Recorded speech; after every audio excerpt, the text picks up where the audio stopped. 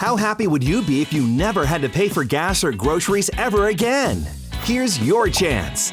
2 winners each will receive free gas and groceries for a lifetime in the Gas and Groceries for Life raffle, presented by Thomas J. Henry.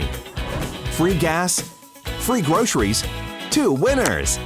All net proceeds benefit elementary school children and local food banks. So get rolling, hit the gas, and purchase your raffle tickets at gasandgroceриesforlife.com today. All right, Pickle.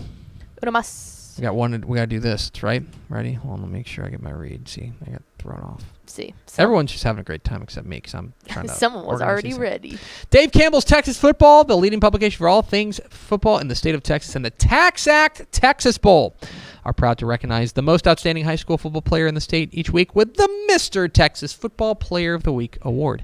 Each week, the Dave Campbell's Texas football staff nominates 10 candidates for that week's award based on the previous week's on-field performance. We then leave it up to you to vote at texasfootball.com. Voting closes each Friday at noon, with the winner being announced shortly thereafter.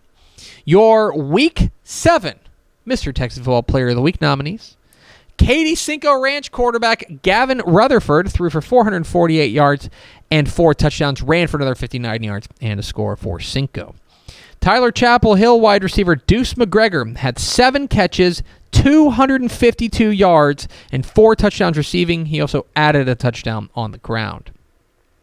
Port Arthur Memorial wide receiver Caleb Goody, 5 catches, 121 yards, 2 touchdowns receiving, and he returned 2 kickoffs for touchdowns as well.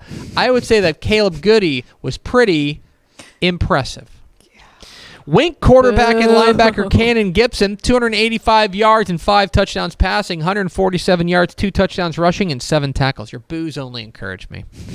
El Paso Chapin linebacker Nick Purnell had 15 tackles, 2 sacks, and he returned an interception for a touchdown.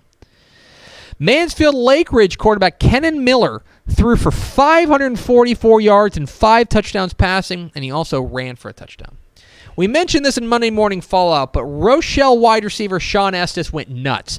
23 catches, 334 yards, and 9 touchdowns receiving. All 3 of those numbers, the catches, the yards, and the receiving, all 6-man state records.